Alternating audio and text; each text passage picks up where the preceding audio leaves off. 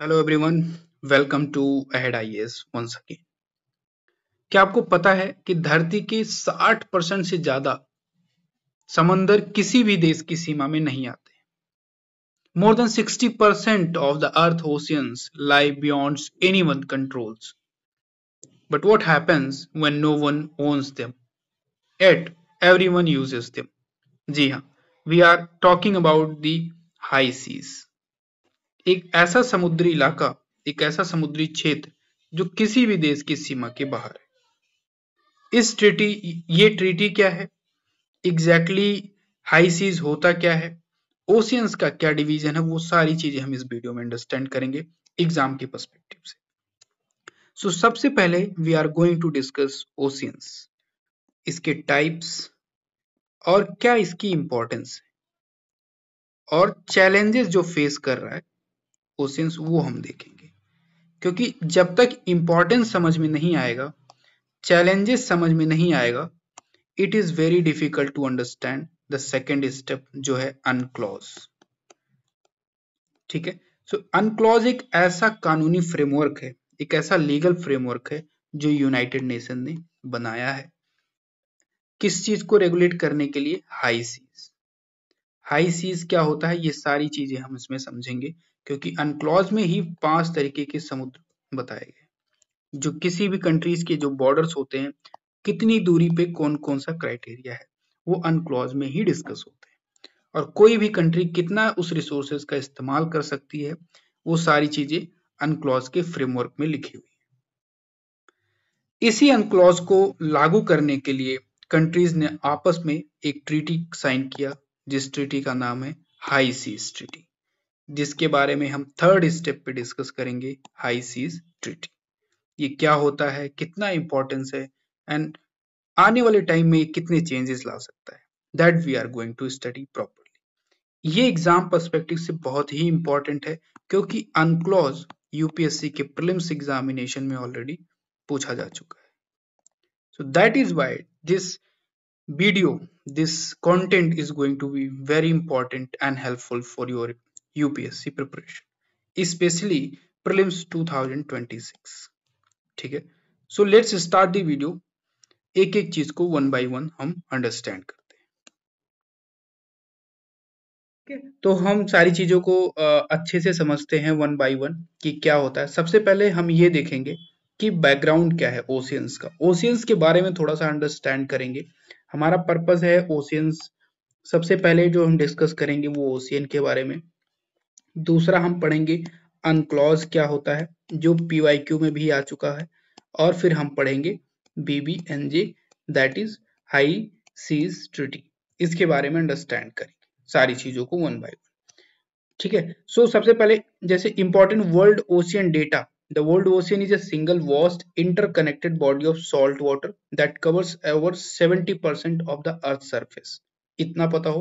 और 5 major oceans है, Pacific, Atlantic, Indian ocean, southern ocean and Arctic ocean. ये basic knowledge जो है आपको अच्छे से आना चाहिए। उसके बाद विल मूव कि how oceans are helping primary life support system, इसके बारे में अंडरस्टैंड करना है। सबसे पहला जो काम है वो है ऑक्सीजन प्रोडक्शन। अगर आप ये अंडरस्टैंड करो, it is often called as the lungs of the planet. Generating at least 50% of the oxygen that we breathe. The oxygen comes primarily from the tiny plant-like organism called cytoplankton through the photosynthesis।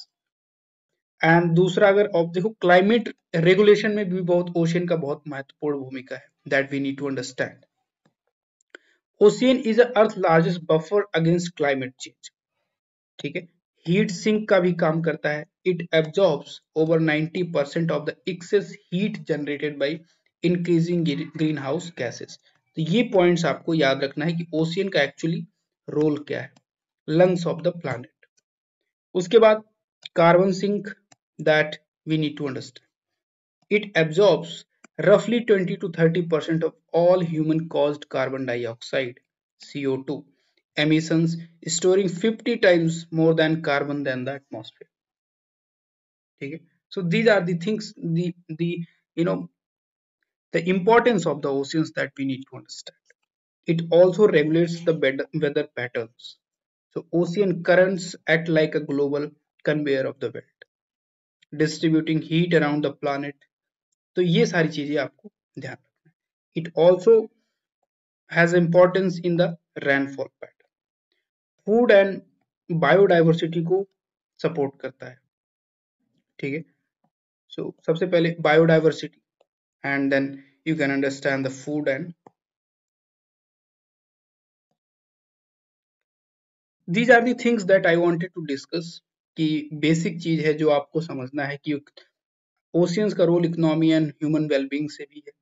जैसे approximately 89 global trade से and transport से भी है. 80 to 90% of global trade जो है by volume it transported across the oceans by shipping.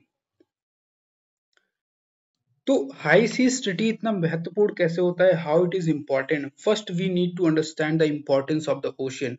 इसलिए regulation बहुत जरूरी है. ठीक है.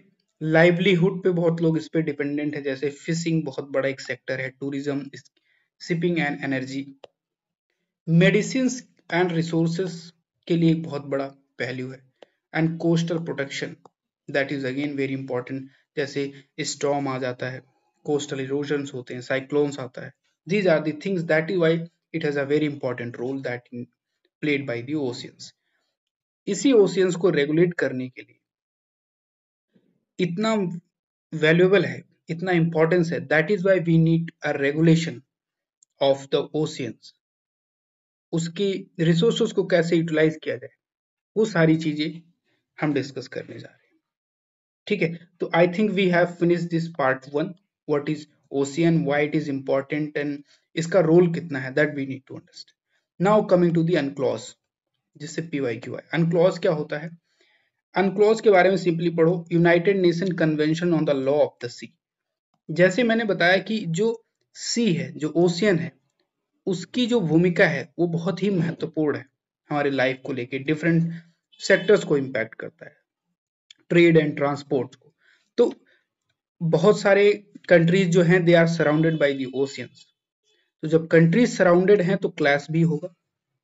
तो क्लैश को इसलिए उसको रेगुलेट करना बहुत जरूरी है, ताकि कंट्रीज का आपस में डिस्प्यूट ना क्रिएट हो. इसीलिए United Nation convention on the law of the sea बनाया गया. कब अडॉप्ट किए गए? 1982 में. Jamaica. came into force 1994. It is administered by United Nations through the Division of the Ocean Affairs Law of the Sea. It is also called the Constitution of the Ocean. ये चीज आपको याद रखनी है. Purpose क्या है? That we need to understand. क्यों बनाया गया ये हमने पर्पस ये UNCLOS set the legal framework all ocean related activities. कि ओशियन में कौन कौन सी एक्टिविटीज होंगी, उससे रिलेटेड एक लीगल फ्रेमवर्क बनाया जाएगा जो कंट्रीज को फॉलो करना है. जैसे नेविगेशन से रिलेटेड. ठीक है. रिसोर्स एक्सप्लॉयटेशन, वहां पे जो मिनरल्स हैं, जो रिसोर्सेज हैं आप ओशियन से कलेक्ट कर रहे हैं, उसका एक्सप्लॉयटेशन कैसे करना है, उसको निकाल कितना यूज कर सकते हो ताकि वो एक सस्टेनेबिलिटी बना रहे, इन्वायरमेंट को हार्म ना करे, उसकी प्रोटेक्शन के लिए मेरीन साइंटिफिक रिसर्च से रिलेटेड चीजों को रेगुलेट करना. So it actually defines rights and responsibilities of the nation over the world ocean. That is the actual purpose. ठीक है. तो इस डायरेक्शन को डिफाइन करने के लिए यूनाइटेड नेशन ने बनाया है मैरीटाइम जोन. मैरीटाइम जोन क्या होता है वो हम डिस्कस करेंगे, जो अनक्लॉज में बनाया गया United Nation convention on law of the sea. ठीक है. अब जोन पॉइंट वाज हम समझते हैं वन बाय वन जोन क्या होता है. सबसे पहले देखते हैं टेरिटोरियल सी क्या होता है. टेरिटोरियल सी क्या है? Up to 12 nautical miles. मतलब अगर आप समझो कि कोई ओशियन है, सपोज मान लो जैसे इंडिया है, इंडिया का अगर हम मैप बनाएं तो मान लो ये इंडिया है हमारा, कोस्टल एरिया, ये ओशियन हमने डिस्कस कर लिया. अब सबसे पहले आता है टेरिटोरियल सी. अब इंडिया का टेरिटोरियल सी क्या होगा? 12 नॉटिकल माइल. यानी इसका जो ये बॉर्डर है, ये जो बॉर्डर एरिया है, इस बॉर्डर एरिया से लेके अगर 12 नॉटिकल माइल तक, यानी यहां तक, सपोज ये 12 नॉटिकल माइल है, तो यहां तक इसको हम क्या बोलेंगे, टेरिटोरियल सी। तो किसी भी कंट्री के बॉर्डर से अगर 12 नॉटिकल माइल तक जो एरिया होगा उसको हम क्या बोलेंगे, टेरिटोरियल सी। उस पर कंट्री की फुल सॉवरेनिटी होगी, चाहे वो लैंड हो, और foreign ships have right to innocent passes. तो यहां इंडिया जो है 12 नॉटिकल माइल तक अपना पूरा कंट्रोल बना सकती है, यहां कोई डिस्प्यूट अराइज नहीं होगा, it is totally control in the India. फिर आता है कंटिगुअस जोन, ये समझना होगा, जो होता है 12 से 24 नॉटिकल माइल्स। अब इसके बाद अगर आप 12 नॉटिकल माइल्स और जोड़ लो, ठीक है, 12 नॉटिकल माइल्स, दूसरी लाइन जो ये जोन है 12 नॉटिकल माइल, इसमें क्या है, rights of the coastal state का क्या है। अब मान लो इंडिया का जो है 24 नॉटिकल माइल तक, 12 तो उसका फुल सोवरेनिटी हो गया, अब 24 तक क्या, it can enforce laws on the custom, immigration, sanitation and security, and has a limited control compare to the territorial waters.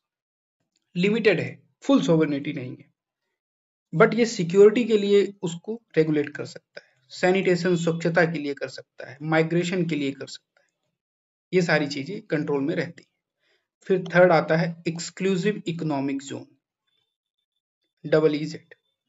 ये कहां तक होता है, अप टू 200 नॉटिकल माइल्स। यहां पर क्या है कि जो कंट्रीज है, कंट्रीज का एक्सक्लूसिव राइट है for exploration and exploitation of the marine resources, others can navigate, fly but not exploit the resources. अब तीसरा जो रेगुलेशन है कंट्री का, मान लो ये है, ये है 200 नॉटिकल माइल्स, ये समझो। अब ये तो इंडिया है, ठीक है, 200 नॉटिकल माइल। यहां इंडिया क्या कर सकती है, इस एरिया में जो भी रिसोर्सेज होंगे, India can utilise it without any approval. Other countries उसमें अपना नेविगेशन कर सकते हैं, अपने शिप्स को ले जा सकते हैं, बट वहां के रिसोर्सेज को एक्सप्लॉइट नहीं कर सकते। So this become the third important part of the, ठीक है। फिर फोर्थ आता है कॉन्टिनेंटल शेल्फ। कॉन्टिनेंटल शेल्फ क्या होता है, ये होता है 200 से 350 नॉटिकल माइल्स, जिसमें rights over seaweed and subsoil minerals beyond 200 nautical miles require submission to UN Commission on the limits of the continental shelf। यहाँ कंट्रोल चला जाता है, यहाँ किसका कंट्रोल आता है, 200 नॉटिकल माइल के बाद यूनाइटेड नेशंस का। फिर आता है हाई सीज, जिसके बारे में ये ट्रीटी हमने डिस्कस करेंगे और अच्छे से अंडरस्टैंड करेंगे। हाई सीज क्या होता है, it is beyond exclusive economic zone, 200 nautical के बाद का जो एरिया है उस पे किसका कंट्रोल रहेगा, तो उस पे किसी का कंट्रोल नहीं, open to all nations, that is very important, and no country owns, govern by the international law, now by the high seas treaty 2020। तो are you getting my point, कि जो ओशियन था, उस ओशियन में बहुत सारे resources हैं, उस ओशियन को अंडरस्टैंड करना, उस डिफरेंट यूजेस जो हैं, बट उस पे अनक्लॉज जो है, United Nation convention law of the sea जो है, वो किया गया है, मैरीटाइम जोन्स को डिफाइन कर दिया है, 5 जोन में बांट दिया है, जिसमें टेरिटोरियल 12 नॉटिकल माइल तक, कंटिगुअस जोन 12 से 24 nautical miles, exclusive economic zone 200 nautical miles तक होता है, कॉन्टिनेंटल शेल्फ और हाई सीज। हाई सीज पे कंट्रोल किसी कंट्रीज का नहीं है, कोई कंट्री का कंट्रोल नहीं।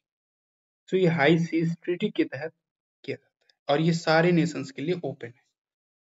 यहाँ स्टार्ट होता है गेम, आप ये समझ लो। अब जैसे मान लो किसी कंट्रीज का बॉर्डर ये है, अब यहां से अगर आप यहां तक मान लो बॉर्डर है, ठीक है, अब यहां से 12 नॉटिकल जो माइल है वो क्या होगा, टेरिटोरियल सी, यहां से यहां तक कॉन्टिग्यूअस जोन, फिर 200 नॉटिकल माइल तक एक्सक्लूसिव इकोनॉमिक जोन आ गया।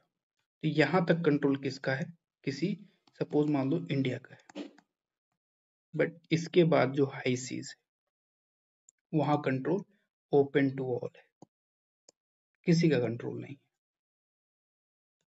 ये चीज आपको समझनी पड़ेगी। So that is the idea behind this, I wanted to explain. थोड़ा सा समझते हैं अदर की प्रोविजंस। ठीक है, इसमें फ्रीडम ऑफ नेविगेशन है, डीप सी वेडिंग माइनिंग है, marine environment protection, settlement of the dispute, international tribunal law. ठीक है, ये सारी चीजें आपको अनक्लॉज के तहत आपको मिले। जैसे आप अगर ये समझो, freedom of the navigation, it ensure global trade routes remain open. Deep sea with mining जो है, अगर माइनिंग करना है डीप सी में जाके तो उसको कौन गवर्न करना है? International seabed authority. ये चीज पता होना चाहिए। इसके बारे में जाके पढ़ लेना और नोट्स बनाने लगे, क्योंकि पिछले 2 साल से ये न्यूज में था, प्रीलिम्स में आने के चांसेस बहुत हाई है। इंटरनेशनल सी वेड अथॉरिटी, तो अनक्लॉज पढ़ लिया तो आपको समझ में। Now let's see India and UNCLOS. So India is a party to the UNCLOS since 1995, and India's maritime zone are defined in the territorial waters, continental self, exclusive economic zone. तो ये सारी चीजें आपको, let's understand the institution created by the UNCLOS. पहला institution क्या है? International seabed authority. दूसरा है international tribunal for the law of the sea and commission of the limits of the continental shelf. This is very important, ये एकदम रट्टा होना चाहिए, इसके बारे में और थोड़ा डिटेल्स में जाके पढ़ना है। तो जो it manages the resources area deep see beyond national limits. तो आई थिंक हाई सीज क्या होता है ये समझ में आ गया आपको। ठीक है, हाई सीज क्या होता है, फिर हाई सीज ट्रीटी समझना अब आसान हो गया। अब अनक्लॉज भी आपको अच्छे से आ जाएगा। ठीक है, now coming to the reset, the exact topic that we wanted to discuss, the high seas treaty, we call it BBNJ agreement। ठीक है, it was adopted in March 2023, United nation member state. Purpose क्या है? to protect and sustainably use marine biodiversity in areas beyond national jurisdiction, that is high seas। high seas क्या है? beyond 200 nautical mile, जो हमने अभी discuss किया है। ठीक है, जो हमने डिस्कस किया है, तो वो 5 जो 5 डिस्ट्रीब्यूशन जो हमने देखे हैं, you should keep in the mind. और ये 5th जो है वो ही है high seas. Why it matters? Before this treaty, no global legal framework existed to protect the biodiversity in the international waters.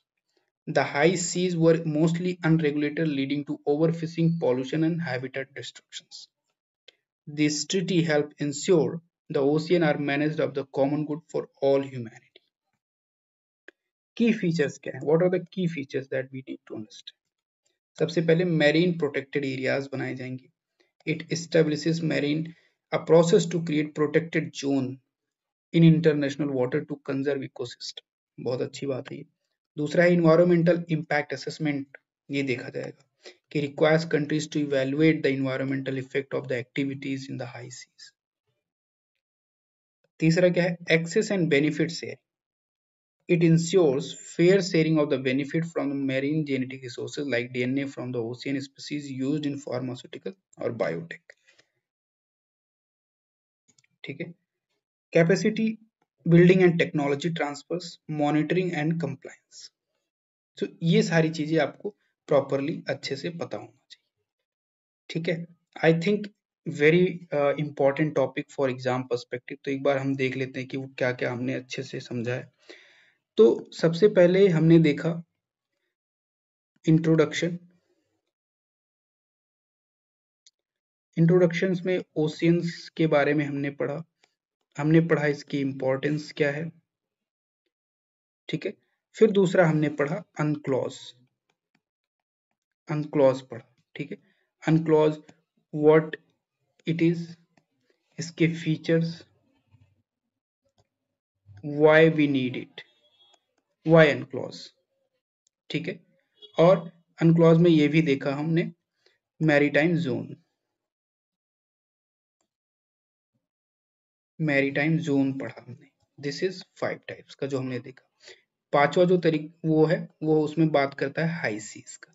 अब हाई सीज से ही एक न्यू टॉपिक बना जिसको हम बोलते हैं हाई सीज ट्रीटी। ये आपको पता चलेगा, ठीक है। सो बेसिक जो पढ़ने का एक्चुअल पर्पस है वो इसी डायरेक्शन में है जो आपको अच्छे से आना चाहिए। यही एग्जाम की डिमांड है और यू शुड नो दैट कि हाई सीज ट्रीटी क्या होता है। अगर आपको बैकग्राउंड अच्छे से समझ में आ गया, सारी चीजें समझ में आ गई, देन अब आप कभी नहीं भूलोगे कि अनक्लॉज क्या होता है और हाई सीज क्या होता है और ये ट्रीटी क्या है, ठीक है। तो मैंने डेप्थ में जाके चीजों को बहुत अच्छे से क्लैरिटी दे दी है। आपको स्टिल अगर कोई डाउट है तो यू कैन डायरेक्टली आस्क कि कहाँ प्रॉब्लम है, ठीक है। अनक्लॉज बहुत इंपॉर्टेंट पार्ट है अब एग्जाम पर्सपेक्टिव से और डेफिनेटली क्वेश्चन आएगा। और इस साल जो एक्सपेक्टेड है वो है इंटरनेशनल सीवेड अथॉरिटी, ठीक है। तो ये चीजें आपको बहुत अच्छे से आनी चाहिए, ये मैंने यहाँ क्लैरिफाई कर दिया है प्रॉपरली, ठीक है।